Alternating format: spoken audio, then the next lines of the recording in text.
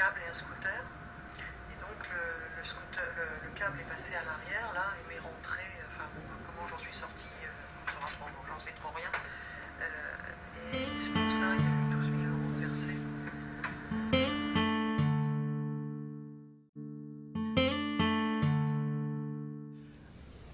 Dans le témoignage de Mme Sardin, il y a beaucoup de choses que j'avais entendues de sa part. Moi, je me suis efforcé d'être attentif à ses problèmes, d'être à son écoute. Elle fait allusion à une période qui date de 2005. Je crois qu'on a eu l'occasion de parler avant, de se voir avant. Je me suis toujours efforcé de relayer ces demandes en direction des pouvoirs publics, en direction de la justice également, la police, la préfecture.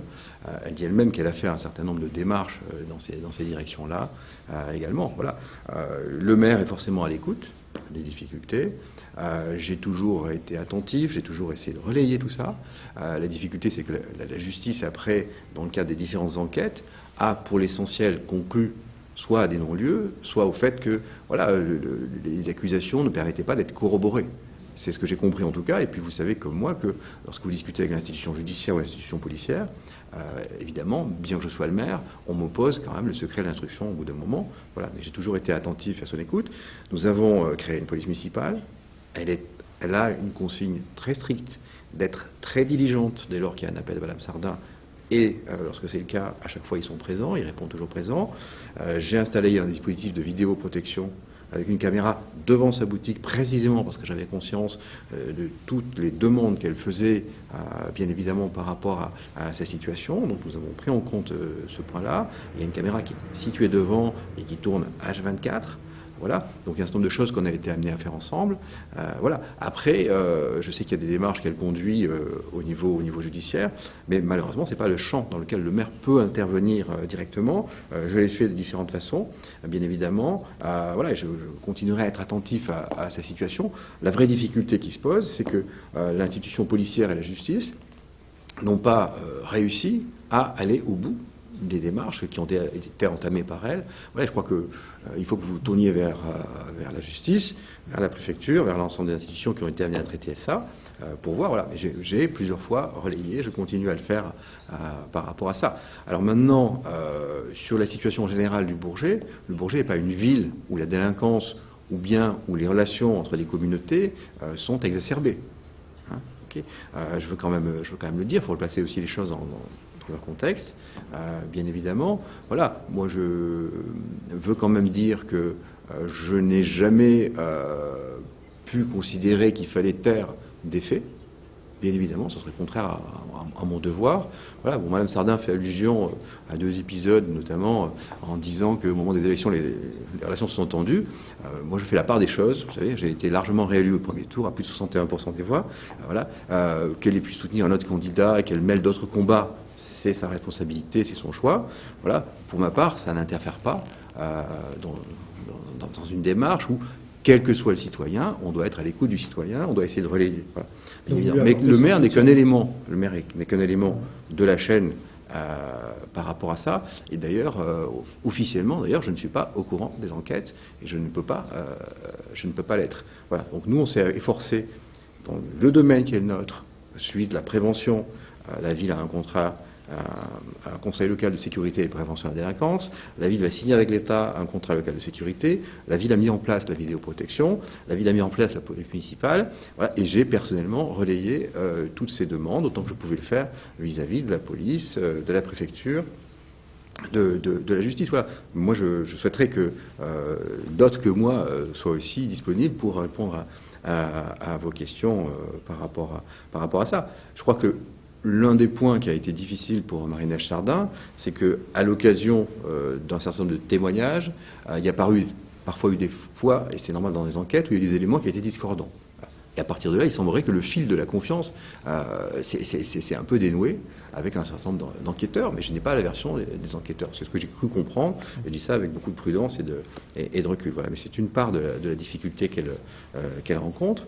Voilà. Mais je veux dire, la ville n'est pas non plus dans la situation où voilà, on soit avec des éléments d'insécurité majeurs.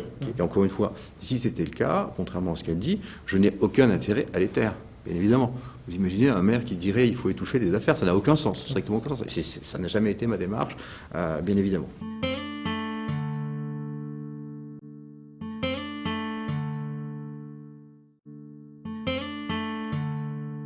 La situation est complexe parce que je lui ai apporté mon soutien.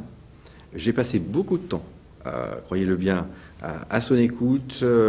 Voilà. Et en même temps, en retour, Madame Sardin a tendance à mettre en cause, parfois, je peux le comprendre dans ce processus, mais à mettre en cause les gens qui essayent de l'aider.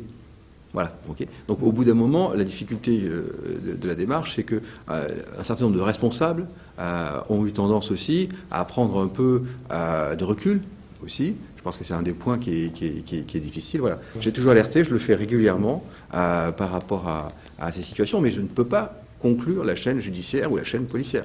Et pas moi, je crois qu'il faut vous tourner vers la préfecture, vers le commissariat, vers le SDPJ, vers le parquet et le procureur de la République pour avoir des éléments. Voilà, la difficulté judiciaire, c'est qu'il y a eu beaucoup de procédures et beaucoup de non-lieux.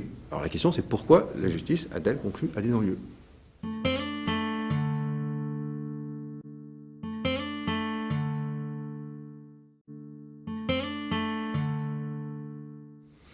Nous, on est forcément à l'écoute et on souhaitera bien évidemment, quelle que soit la situation, pouvoir être des éléments contributeurs.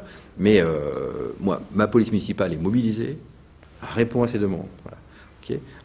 Simplement, il est arrivé certaines fois aussi que des accusations soient portées sur des individus qui avaient des alibis réels, extérieurs à la ville, etc. Voilà. C'est aussi ce genre de difficulté. C'est-à-dire que la preuve judiciaire répond à un certain nombre de règles qui sont ceux du Code de procédure pénale. Voilà, moi, je n'ai pas la capacité de mener l'enquête. Le maire en France, et c'est d'ailleurs quelque part parfois un petit peu dommage, n'a pas compétence sur la police nationale et sur encore moins sur le judiciaire. Et là, c'est tout à fait normal. Voilà.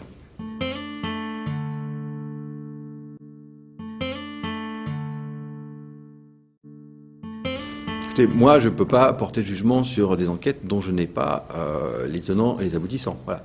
Mais régulièrement, la justice me dit, quand j'interroge, elle me dit, écoutez, voilà, nous avons conclu que nous arrêtions l'enquête, ou bien nous avons conclu que les faits n'étaient pas suffisamment étayés. Voilà, c'est ce que j'ai entendu. Okay. À vous de les interroger, à vous d'avoir leur version. Moi, je ne peux pas me permettre de vous donner leur réponse. Voilà, j'en ai pas.